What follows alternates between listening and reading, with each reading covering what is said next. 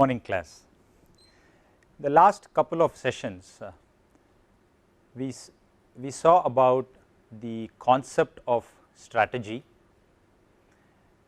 and in the video that followed the session you would have also understood that a majority of those who undergo this course on strategy realize that the perception they had towards strategy was totally different, and after seeing the video they understand that strategy as a concept outside is misunderstood, and after understanding also we should realize that it is not easy to formulate strategies because you understand what strategy is as a concept by itself.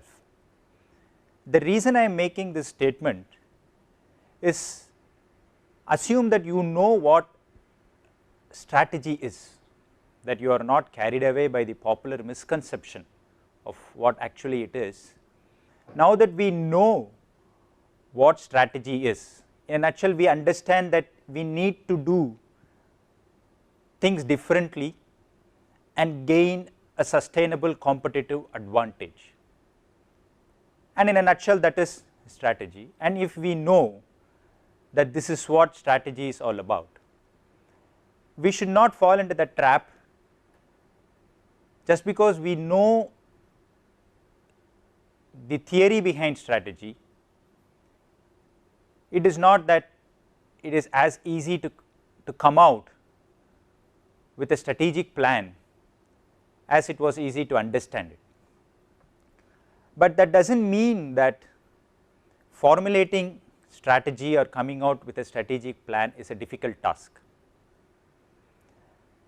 A number of practitioners, management consultants adopt different models, and the very endeavor of each of these models is to come out with a strategic plan after very clearly understanding that this is the strategy, and different people use different models.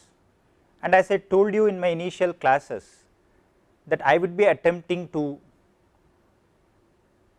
come out with popularly followed models. That does not mean that these are the only models that are available. Different practitioners come out with different models, or they follow different models that are existing in their attempt to come out with a strategic plan for an organization. And one such model which can also be used as a strategic input was the 5 forces, Michael Porter's 5 forces that we use to analyze an industry, to characterize an industry, and how that characterization is a critical input to devise a strategic plan for an organization. Likewise, today we will be looking into a value chain analysis model. A value chain analysis as another tool that would help us in formulating a strategy for an organization.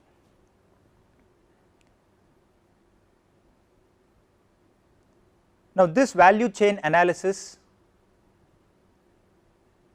the underlying assumption is that everybody needs to understand that there is something that is valuable. Valuable to whom? Valuable to a number of stakeholders associated with the organization. And this value chain analysis, we are concerned about an important stakeholder, in this case being the end user. Let me first begin by asking this question: what is value? Can we define value?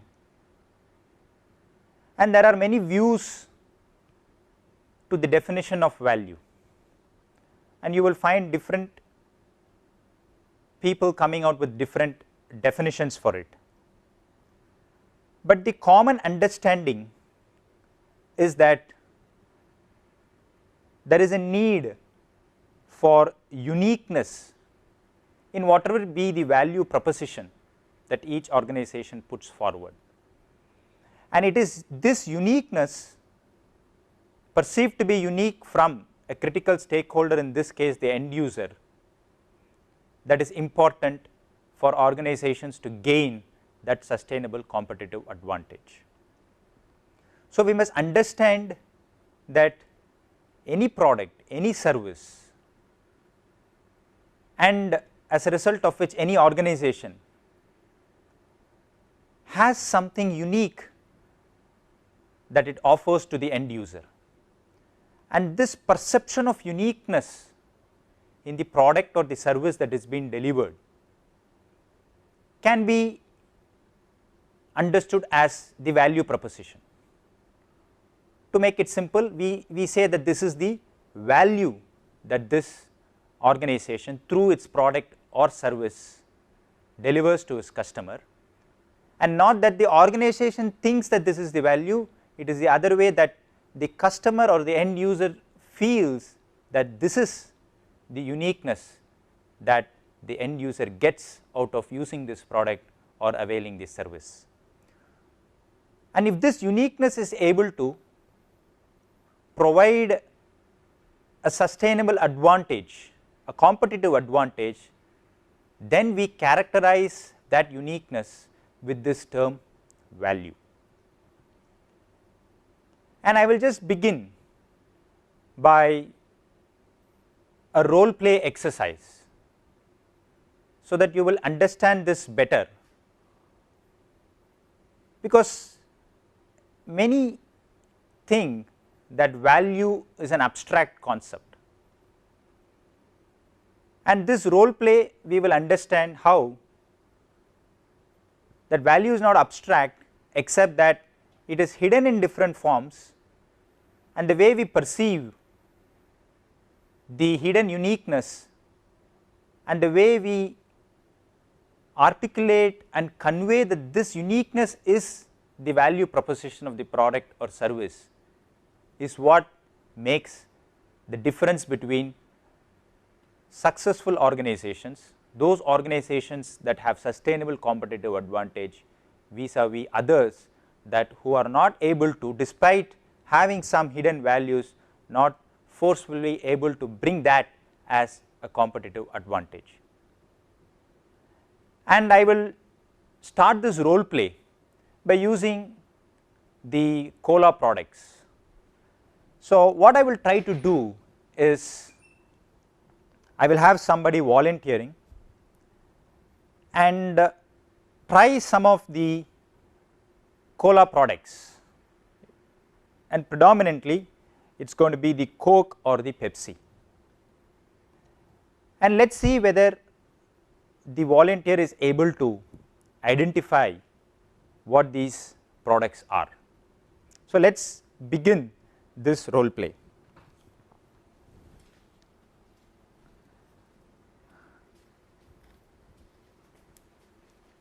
I will have this volunteer stand here facing the camera, so that he does not see the product, and while I do this, what I will do is I will just give him some samples of different cola varieties.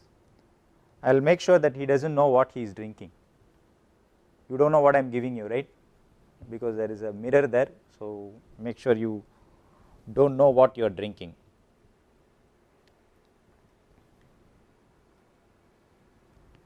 So, I just give him the first sample.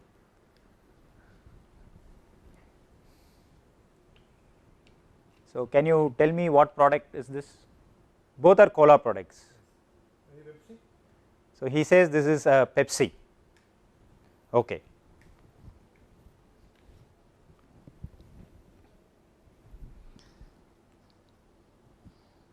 So, it is one on one.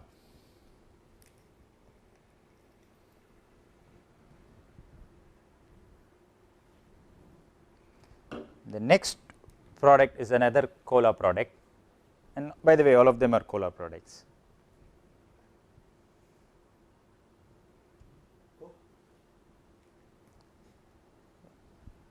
He says it is a Coke. Okay.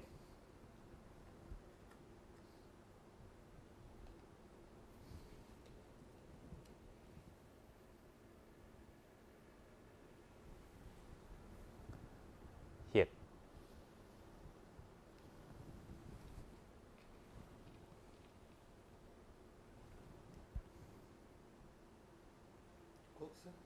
Coke. Okay.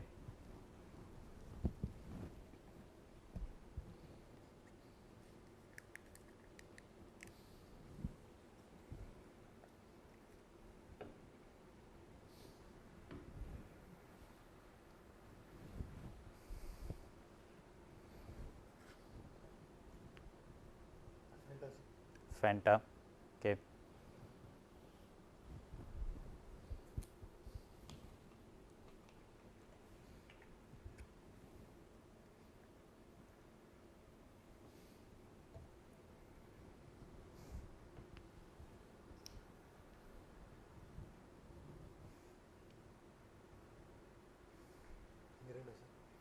Mirinda.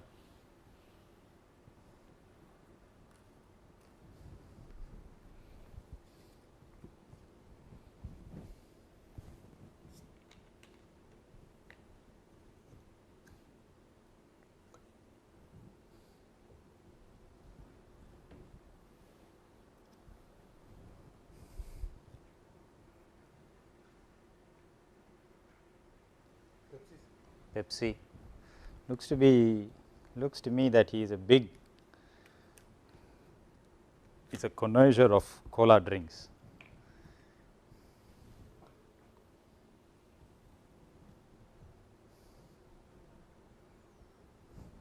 Yeah.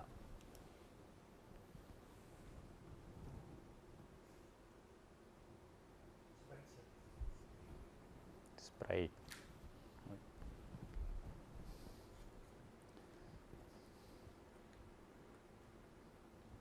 So that was Sprite.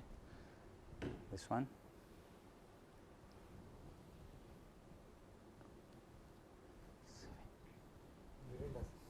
Mirinda.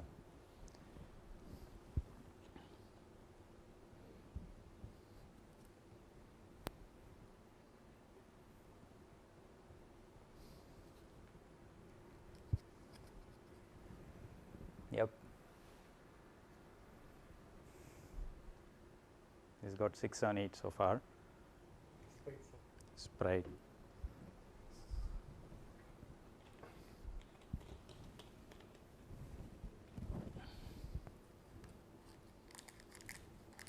So this is the last attempt. So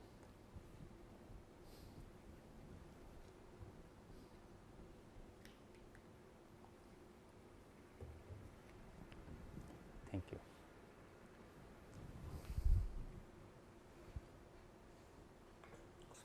Sprite. Okay. So thank you. You can have this and this while you get in. Now the exercises, I gave him different varieties of the various cola products.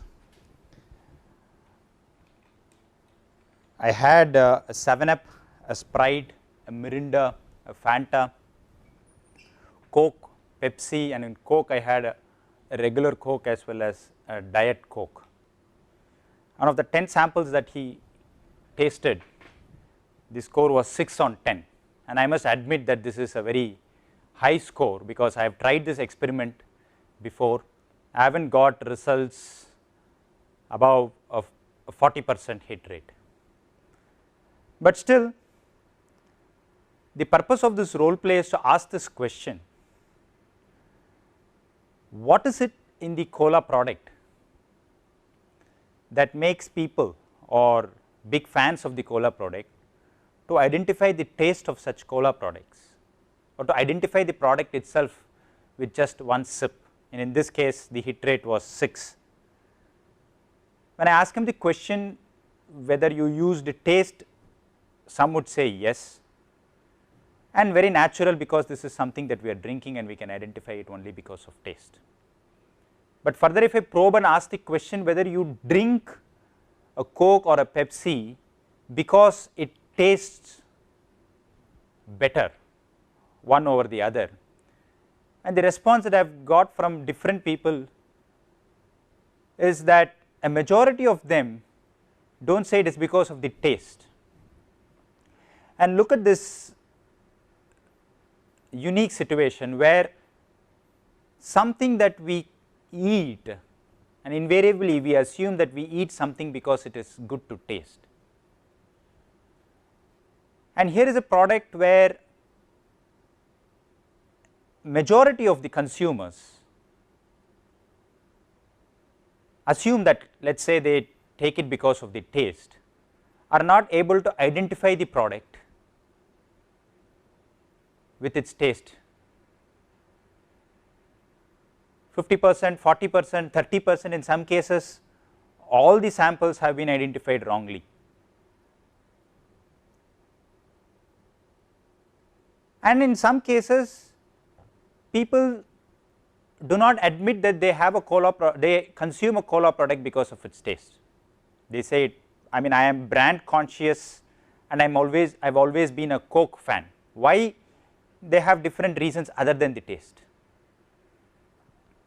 which means they perceive that the value a Coke gives to its consumer is different from the value that Pepsi would give to its consumer. And mind you, this magic I call the black sugar water of both the cola products, be it Pepsi or Coke, a majority of them find that there is absolutely no difference, and of course there would be a slight difference, but very difficult to differentiate just based on taste unless you are as good as the volunteer who did it before. It is very difficult. So the question is the value proposition from the taste in the product? It could be, I am not saying no, it could be. For some the value proposition is the image of drinking a Coke or the image of drinking a Pepsi, and this value proposition is different from a value that is driven by the product itself. Another example, you ask people, especially those who are fond of bikes, this Harley Davidson bike, though it has unique product characteristics, but the imagery of owning a Harley Davidson bike is to convey the message that the masculinity of the person riding the Harley bike is perceived to be more as against a person just driving an ordinary motorbike, and that is the value proposition. Equivalent example, you ask somebody in India how he feels to ride a bullet motorbike, and the imagery that we get is riding a bullet motorbike is that macho image as against driving a TVS Suzuki or a Hero Honda. Though it has unique product features, of course that will also be one of the reasons, but then it also delivers a different value proposition. So we need to understand that the value that a product or a service delivers is unique and also provides not only a perception that has got to do with the intrinsic product features, but also it tends to provide an imagery to the end user which itself can be the value proposition, and we saw that in the cola example, and examples like the bullet or the Harley Davidson are the ones that suggest that the image that an end user will have by availing a service as a product or using a product is also a value proposition. So, the next question is, in that case, is value tangible or intangible? Tangible if you are able to feel the value that gets delivered. You go to a restaurant and you go to this restaurant because this particular dish tastes well, and that is why you go to this restaurant, then it is a tangible value proposition. You buy a particular product, you buy a particular textile because you feel that this textile gives you that element of comfort, and if you are able to feel that tangibly, then that is the value proposition. There is also a different set of values which need not be really visible or felt tangibly, but could be hidden in some intangible forms. That is also a value proposition. You go to a premium restaurant, and though you have the same variety of food that you have in other places, and assume that the quality is the same, but then you still go to certain set of restaurants, or you use certain niche products. Of course, assuming that the quality is same, then the value proposition is a little intangible, which is not directly reflected in the product features, or it could be a combination of both. That could be a value proposition that has a tangible as well as an intangible component in it. Next question is, then, is there a need to create value? And the quick and simple answer is yes, because we are fundamentally making an assumption that creating value is a strategic imperative, and it is only if we are able to create a value that is perceived to be valuable by the end user, then we can do something that is sustainable, and not only sustainable, it gives you that competitive advantage. And whether that value has to be created within an organization or outside the organization is the next question. Whether the source of that value has to be within an organization or outside the organization, or possibly both within and outside the organization, and we will see examples of that also. But the quick simple answer is, values are within the organization as well as outside the organization, or a combination of both if we need to really synergize the values within and outside the organization. And the next question is value subjective? Do we have a context to it? At times, yes. For example, if let us say we are going across a desert where the need to quench thirst often arises, and at one point of time you run short, you run out of water supply, you do not have enough stocks. The value that a source of water will give to somebody who is not having water supply, especially when he is on this desert walk, is phenomenally high. And that is why if you are on such an expedition, you would not really bother whether that water is served in a disposable glass, whether it is served in as a bottled water, or whether it is given in a different form, hot water or cold water, whatever be the form in which it is served.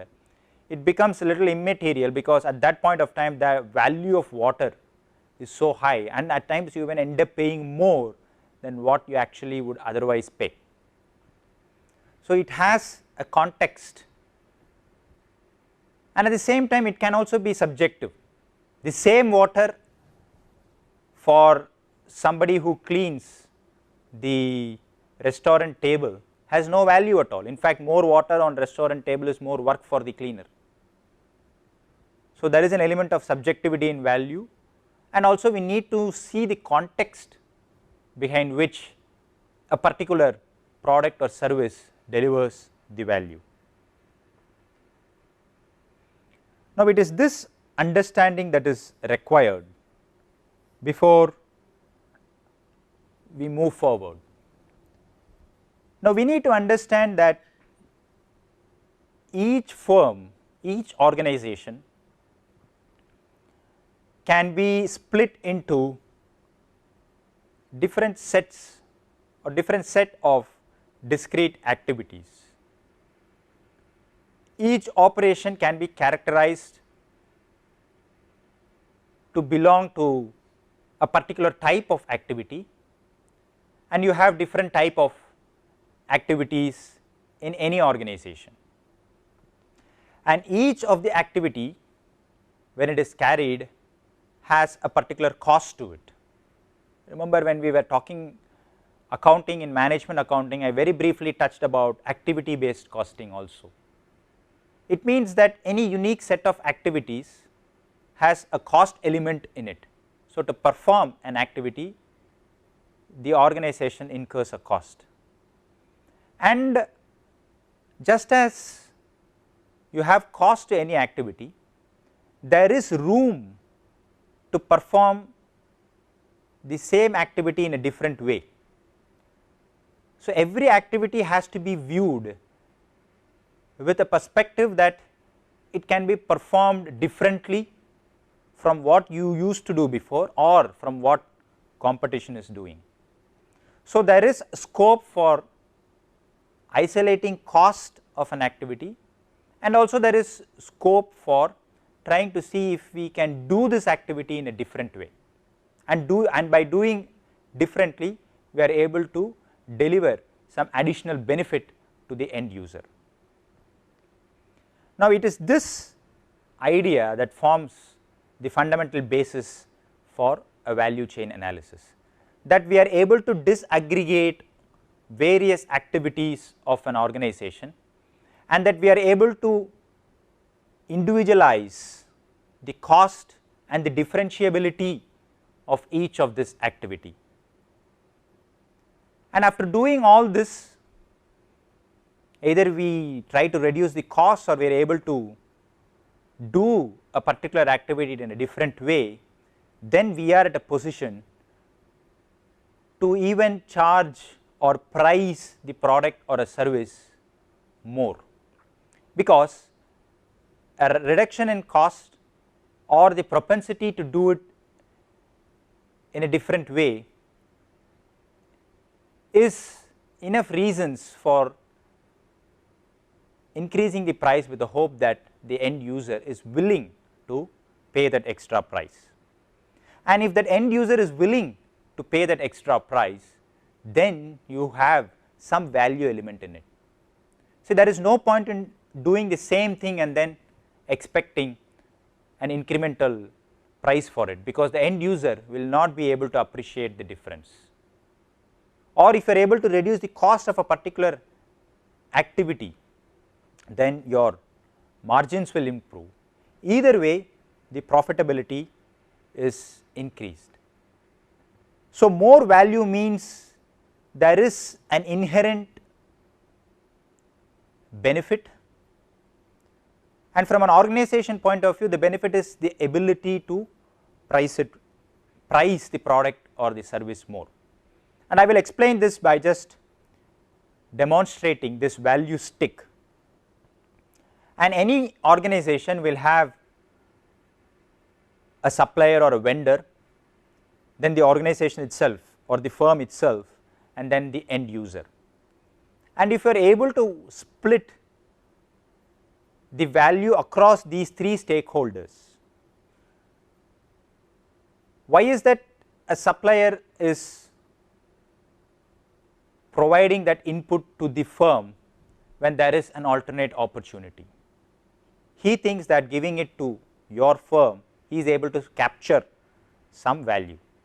So, you buy it from your supplier and that is your cost, and to the supplier it is the value that he is able to capture by selling it to the firm. And then what is the value that you are capturing? You are able to do a lot of operations and you are selling it for a price. And if there is a propensity to pay more, then that is the value that is captured by the customer, who thinks that given various choices, the reason that I am choosing this firm's product is because I find that there is some incremental value, and that value is captured by the difference between the price and the willingness to pay that extra price that the customer has. So, you will be able to understand that this value stick, and as a result of which value per se is not just inherent to the firm, and as we go I will explain that it can also be outside to the firm. So, the willingness to pay more, and if that is quantifiable, then that is the measure of the value proposition that the firm gives to its end user.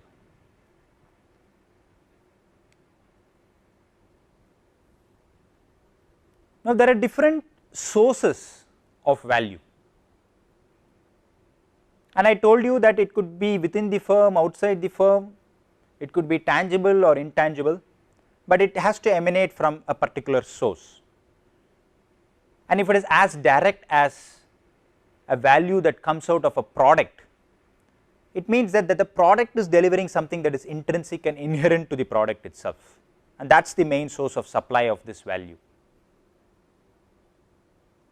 And a good example would be sugar free sugar. How is it different from the regular sugar? The value proposition that sugar free sugar delivers is from the product itself. It is not unrelated to the product. Sugar free sugar is not purchased because it comes in a different packaging, no. Likewise, organic food is not being purchased because it is being delivered, it is home delivery, no. Organic food is being purchased because the characterization of organic food is directly related to the product characterization, and the value that I get is from its intrinsic, it is internal to the product itself, it comes from the product. So, the source of that value is very much within the product that is being delivered. Or you could have a value proposition that can come out from the service that is being offered, which is a little peripheral to the product. And if somebody says that I can deliver a particular order of a pizza within 30 minutes, that is a service proposition, and if you find that there is a value that you are prepared to pay more as long as my pizza arrives within 30 minutes from the time that I order, it has got nothing to do with the flavor of the pizza, the fact that the service level is different. Another example could be the airline industry, the fact that the in-crew service is excellent, it has got nothing to do with the quality of the pilots or the quality of the aircraft, it is something that has got to do with the service level, and there is value in that service also. The third one is the wow factor, where it is not just customer satisfaction that is important, the end user must be delighted by using it. And good examples could be, if you go to a fast food joint or a food joints nowadays, you would find some play areas separate for kids to play, and it has got nothing to do with the menu that the food joint offers. Likewise, Unilever's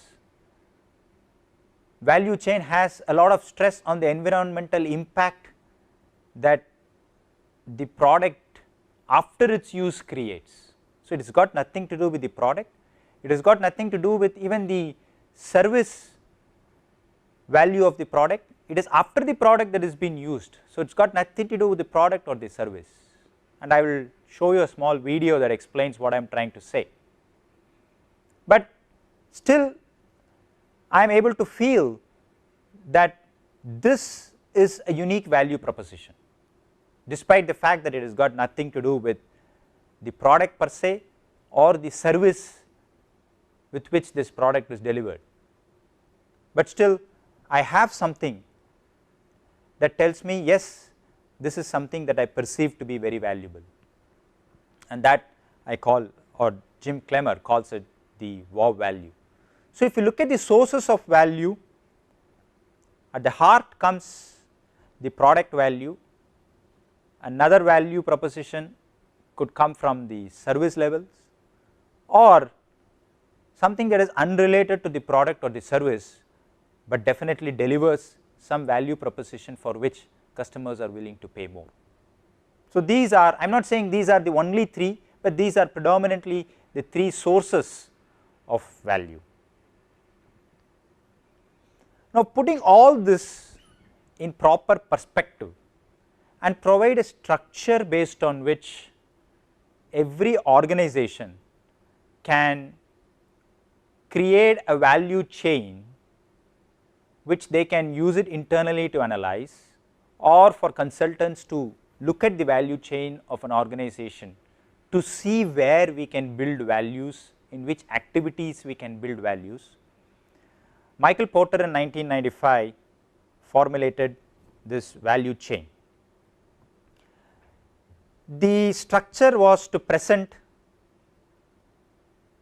the firm as a construction of various values, value activities, which are more related to the end user, because the fundamental assumption is any activity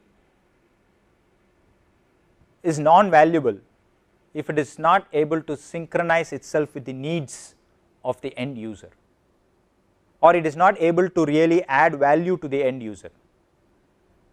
So, if you find that there is an activity that is customer need centric, the reason that you are doing this way is because a customer would feel, the end user would feel that there is a benefit, then that is a value activity. Some activities which has got nothing that can generate this uniqueness are non-value activities, and we are not concerned about those set of activities. We are concerned about those activities that are end user centric. And why should we be concerned about that? Because these are the activities that have the potential to increase the competitiveness of the product or the service that is being delivered, or these are the activities that needs to be viewed. If at all we think that we can reduce cost of particular activities, we need to look at these activities. And as a result of this, as I said, if you are able to do this, if you are able to differentiate or reduce cost of such activities, there is this benefit or the chance to price it more. So, it increases profitability, and at times also it improves market share because of the competitiveness.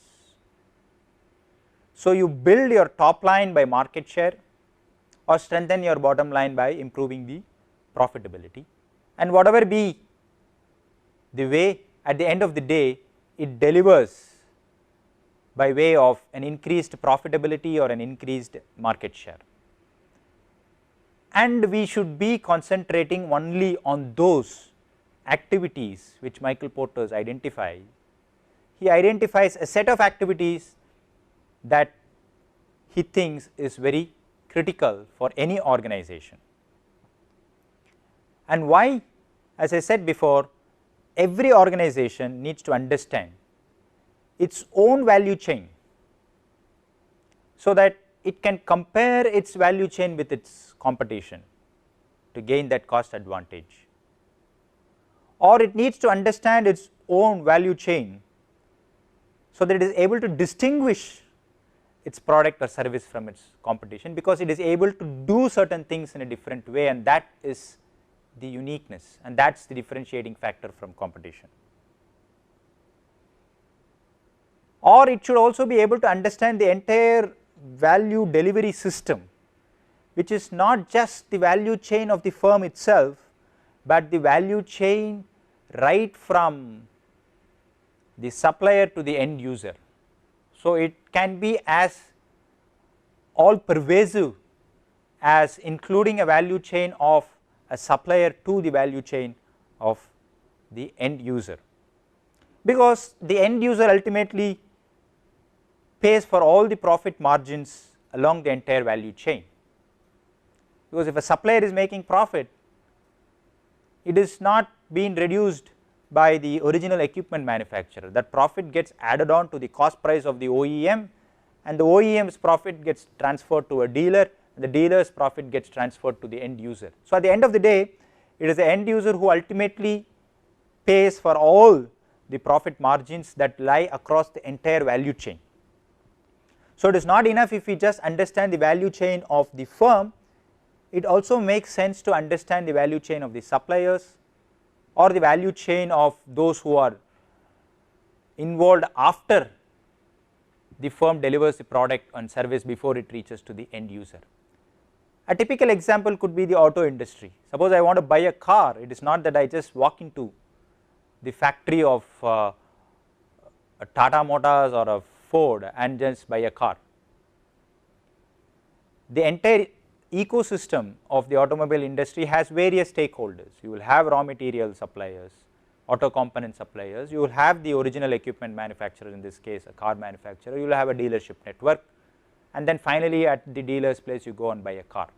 But the understanding is that the end user pays for the profit margins for all the stakeholders involved in this, which includes the suppliers, the firm, the dealer, and the value that is captured by the supplier or the firm or the dealer, and assuming that the value is the willingness to pay, is the one that is actually the price that the end user pays. And if you are able to do something competitively across these value chains, then you are delivering something that is unique and valuable to the end user. So there is a linkage, or within the firm the value delivered by one activity improves the performance of a sequential activity, and hence linkages are also established. So you should understand that value chains are linked within an organization and also outside the organization. And to identify those set of activities, Michael Porter identifies these activities under two broad categories: the primary activities and the support activities. The primary activities being inbound logistics, operations, outbound sales and marketing, services and support. Support activities being human resources, R&D or technology development, procurement and firm infrastructure. And by and large, each of this value activity in some way or the other forms the building block of any firm, and the assumption is each of them have something in it that can give some competitive advantage to the firm. And how each of these activities are being performed determines the competitive advantage that an organization gets relative to its competition. In next class we will just get into some of the finer details of each of these activities, and I will give you an example for you to appreciate this concept better, and a couple of videos for you to understand what this is all about. So next class we will start with the analysis part of the value chain. Thank you.